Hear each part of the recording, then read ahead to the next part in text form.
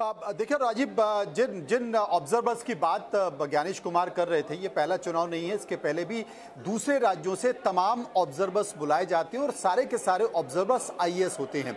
असल में ये दूसरे राज्यों से इसलिए बुलाए जाते हैं कि इन पर कोई आरोप ना लगे और निष्पक्ष तौर पर वो बहुत सघनता से, बहुत बारीकी सी चीज़ों को देखे, तो उनकी नियुक्ति की बात की गई है। मैं एक बार सीटों का जिक्र कर लेता हूं, क्योंकि मोटा मोटी चीज़ तो करीब संजय बता ही चुके हैं और अभी भी मैं आपको बता दूं कि प्रेस कॉन्फ्रेंस चल रही है बहुत बारीकी के साथ, जिसका जिक्र आप कर रहे थे, शांत तरीके से, धैर्य के साथ।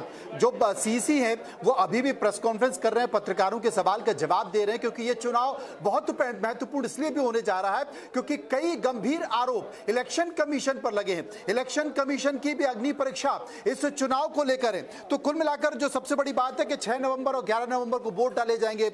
6 को पहला फेज बिहार में होगा, 11 नवंबर को दूसरा फेज बिहार में होगा और बाकी के जो तमाम दूसरे राज्यों की जो उपचुनाव हैं वो भी 11 तारीख को होंगे। लेकिन 14 नवंबर को परिणाम आ जाएंगे। पूरी 40 दिन की प्रक्रिया है और अभी इस वक्त जब हम बात कर रहे हैं, इलेक्शन कमीशन ने प्रेस कॉन्फ्रेंस शुरू की है, उसी वक्त से राज्य में आचार संहिता लग गई है। यानी कि वहां की पूरी प्रशासनिक मशीनरी, वहां की सरकार सब चुनाव आयोग की नजर में आ गई है, अधीन आ गई है।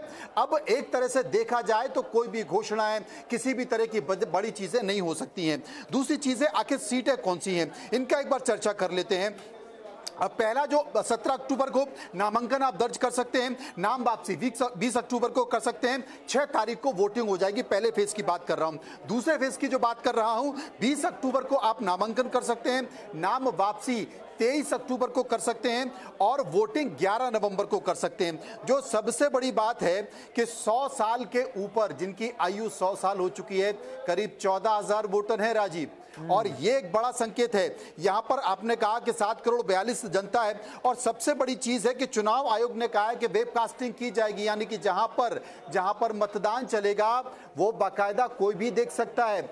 कई सारे इनोवेशन इलेक्शन कमीशन ने इस चुनाव में किए हैं, क्योंकि वो मानता है कि एक बार फिर से आरोप लगेंगे कि वोट चोरी हो गई है। इसलिए तमाम सारी चीजों को मद्देनजर किया जाएगा। जो सबसे बड़ी बात है, सभी राजनीतिक दलों ने चुनाव आयोग से यह मांग की थी कि बिहार में छठ पर्व बहुत महत्वपूर्ण होता है, इसलिए छठ पर्व का ख्याल रखा जाए। इसलिए ये चुनाव 2 फेसेस में कराए गए हैं और पिछली बार जो चुनाव कराए गए थे वो करीब 3 फेसेस में कराए गए थे, लेकिन यहां पर 2 फेसेस में चुनाव हो रहे हैं। और एक बूथ पर संजय ने बताया कि 1200 मतदाता नहीं होंगे।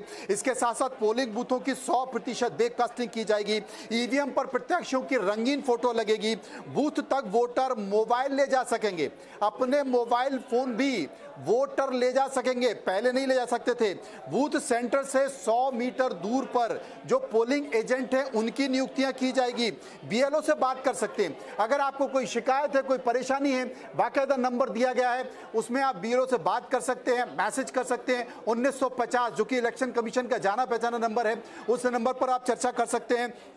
जो बिहार में कुल 90,712 बीएलओ की नियुक्ति की गई है। इसके अलावा 243 ईआरओ की नियुक्ति की गई है, 38 डीओ की नियुक्ति की गई है। इनसे मतदाता सीधे संपर्क कर सकते हैं। अब आरोप लगाने से काम नहीं होगा। आपको कोई शिकायत है, आपको कोई परेशानी है, आपके साथ गड़बड़ हो रहा है, आप वोट नहीं डाल पा रहे हैं, सीधे नंबर लगाइए, संपर्क कीजिए, वो आपकी समस्या का निदान करेंगे। वरना जो ऑब्जर्वर्स हैं उन तक आप शिकायत पहुंचाइए, तुरंत वो आपसे संपर्क करेंगे।